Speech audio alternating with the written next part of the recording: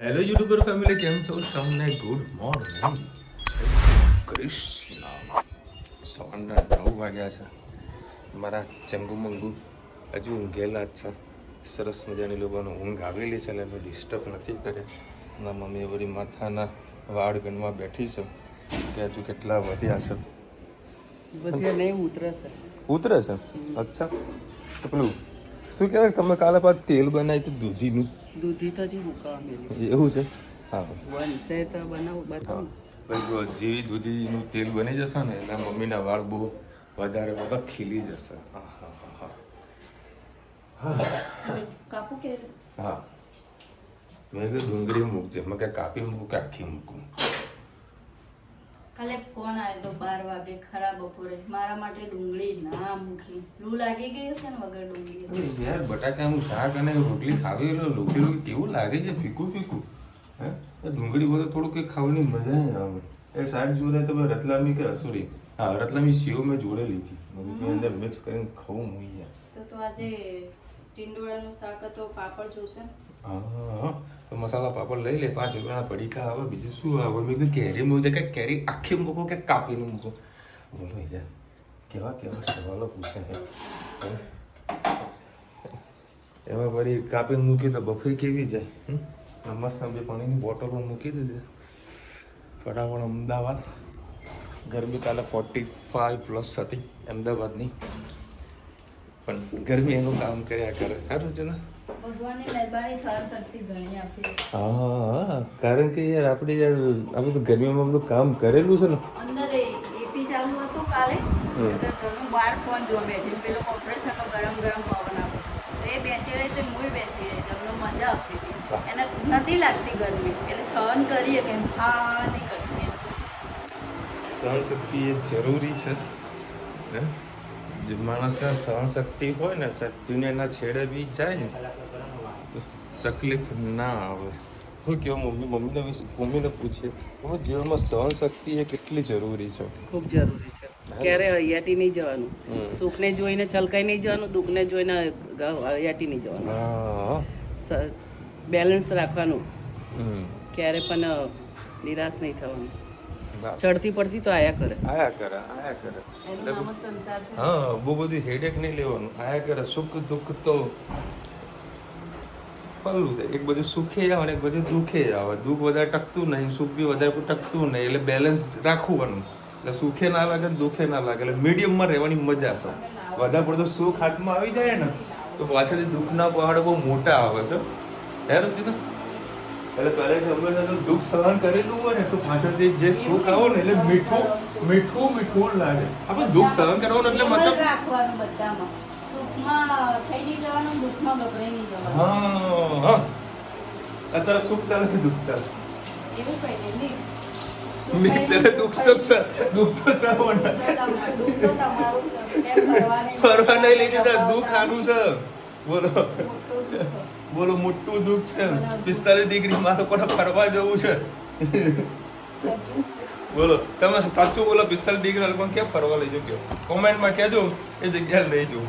Hill station કે હા, hill station લઈ જજો. અંબાજીને ડુંગર ચડાવું હું.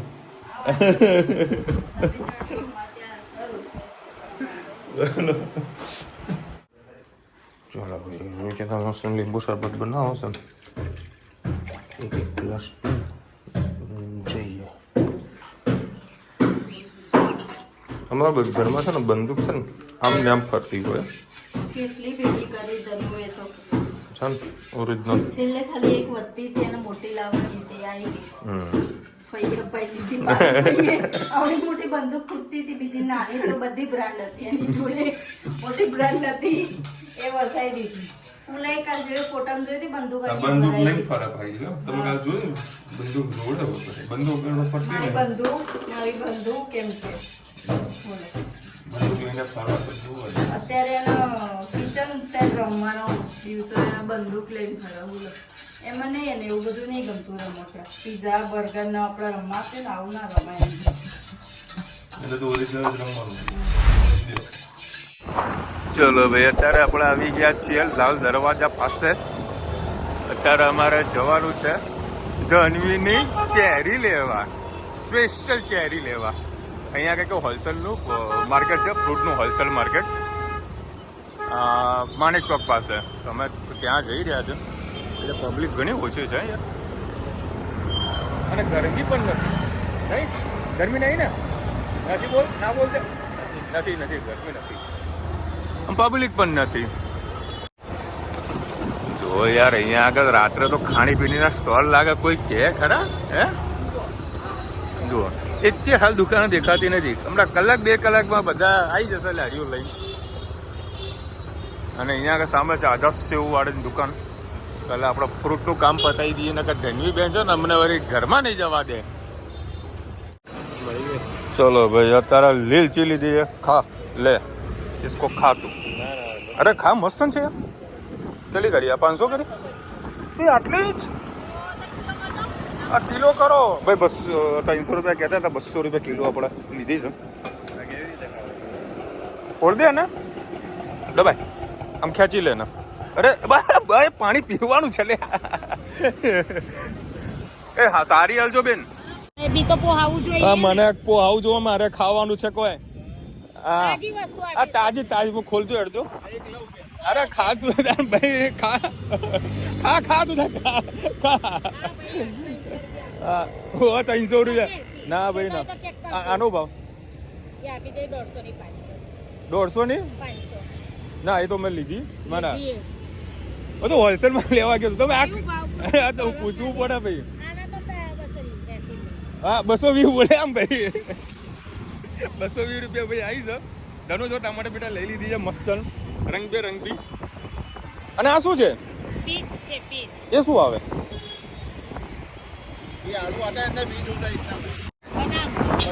બદામ કેવાય.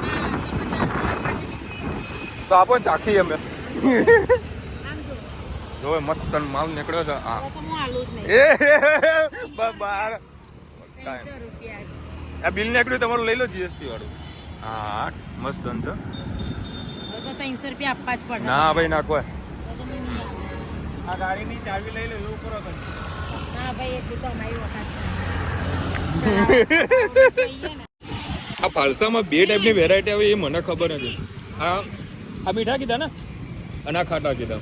અમારા નાસિર મિયા કે અમારે ખાવા છે તો મસાલો નાખીને મસ્ત લગાવીને આવશે, એટલે અમે ખાઈશું. ખડિયા ગાડીમાં ના નાખતા.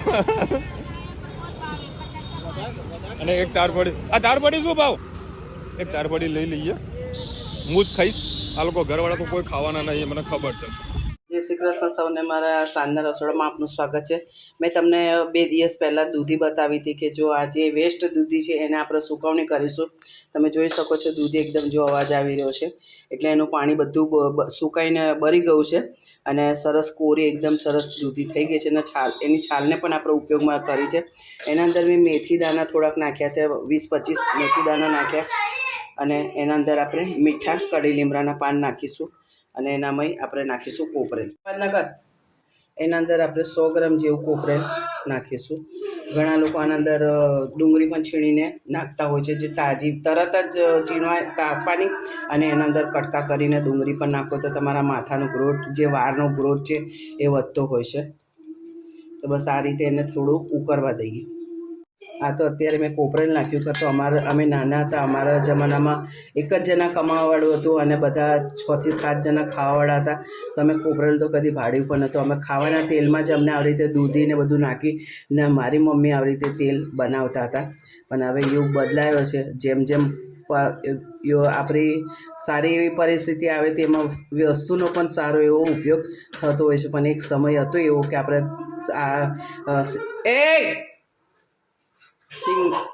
ખાવાનું જે તેલ આવતું એ તેલના અંદર આપણે માથાનું તેલ બનાવીને મારી મમ્મી તો ઉપયોગ કરાવતા હતા.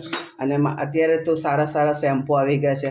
આપણા વખતમાં તો માથું ધોવા માટે જે ખેતરમાં કાળી માટી આવે એને પલાળતા અને એ માટીથી માથું ધોતા. અને બીજું કે જે અત્યારે પરિવાર સાબુ, જે તેલિયા સાબુ આવે ને એનાથી માથા ધોતા. તેનાથી વારે નહોતા ઉતરતા અને વાળ પણ સારા એવા લાંબા થતા હતા. એટલે આપણને ક્યારેક આવી જૂની યાદો તાજી થઈ જતી હોય છે. સરસ. જો આપણું સૂકું છે એ પાણી નથી એટલે જરાક પણ અંદર એ નથી થતું છબછબિયા. કાં તો જો લીલી દૂધીમાં કર્યું હોય તો અંદર પાણી આપણને ઘણું ઉડતે અત્યારે જોઈ શકો છો કે કઢી લીમડા મેથી એ બધું સરસ સ્મેલ આવી રહી છે અને સરસ એનું જે ફ્લેવર છે બધી કોપરેલમાં જતી રહેશે. થોડીક વાર આપણે એને સરસ આ રીતે ઉકાળીએ તો બધી ફ્લેવર અંદર બેસી જાય. આને પણ હજી વેસ્ટ નહીં કરવાનું, આને ગાળી લેવાનું અને જે આ મેથી દાણા દૂધી અને કઢી પત્તા છે ઠંડુ થઈ જાય તો મિક્સ કરી એને મિક્સરમાં ક્રશ કરી અને એને પણ તમે નાતા પહેલાં માથું ધોતા પહેલાં તમે માથામાં આવીને ઘસી શકો છો. કોમેન્ટમાં ચોક્કસ કહેજો અમારું કોપરેલ તમને કેવું લાગે. ક્યાં ગયા ધનવીને? કઈ આવવાનું? ક્યાં ગયા ધની? તને દુકાન લાયક શું આખી હા એટલે વાળ ખુલ્લા. આખી દુકાન લઈને આયા છો. આરે પાણીની બોટલ, આરે પાણીની બોટલ, આરે પાણીની બોટલ, પાણી બોટલ તો મૂકી ના આવ. લેજે હેત બોટલ લઈ જા. તુજે આ પાણીની બોટલ કોઈ લઈ નહીં જતું. હા મારો હેડ ડાયો ડાયો.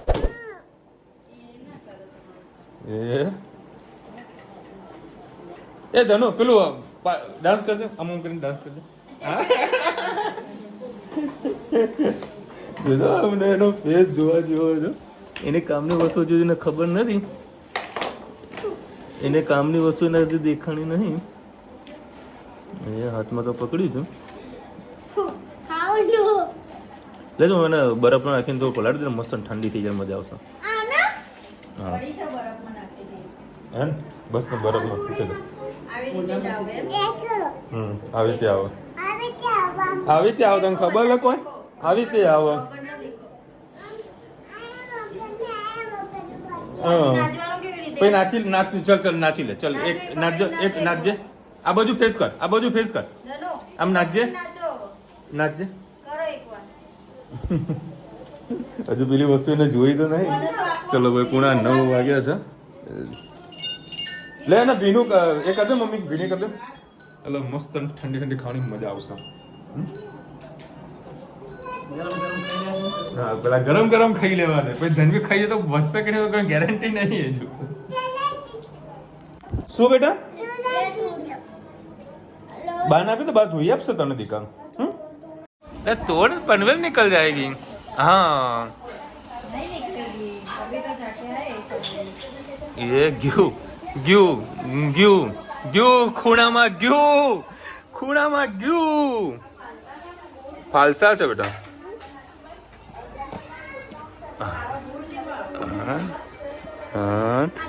1 2 બેહી ગઈ. કેવું છે? બા જો તને બેહી ગઈ.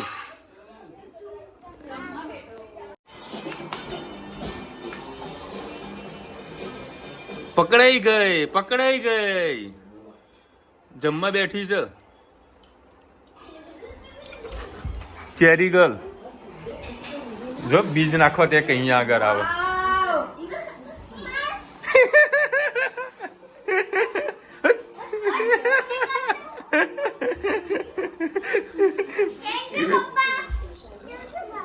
હા જોજે એક એક અંગત બે જાય છે. ધનુ ધીરે. એ ધનુ એ બીજ કાઢવાના ખાવાના છે. ચલો ભાઈ બટાકાની સબ્જી, ખીચડી, રોટલી અને છાસ. ડુંગળી બટાકાના જોડે ડુંગળી કાપી છે. હા એ અમારા નાસિર મિયાના છે ને મીઠું વધારે નાખું છું. એને ધોઈ નાખતો પછી બીજું શું. આને છે ને મોબાઈલનો બહુ શોખ છે એવું મને વાત મળી. રુચિતા કહેતી હતી કે આને મોબાઈલનો બહુ શોખ છે.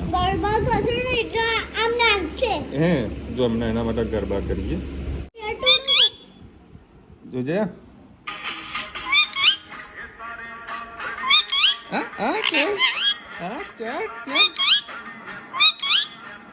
રમતો ગરબા રમ. ચલ ગરબા રમ, ગરબા રમ. જો મોબાઈલ લઈ લઈશ ને જોજો. જો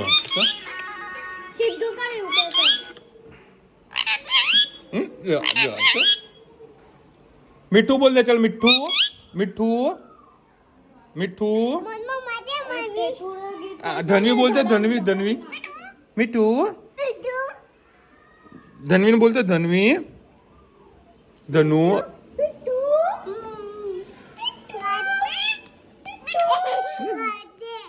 તે મમ્મમ કર્યું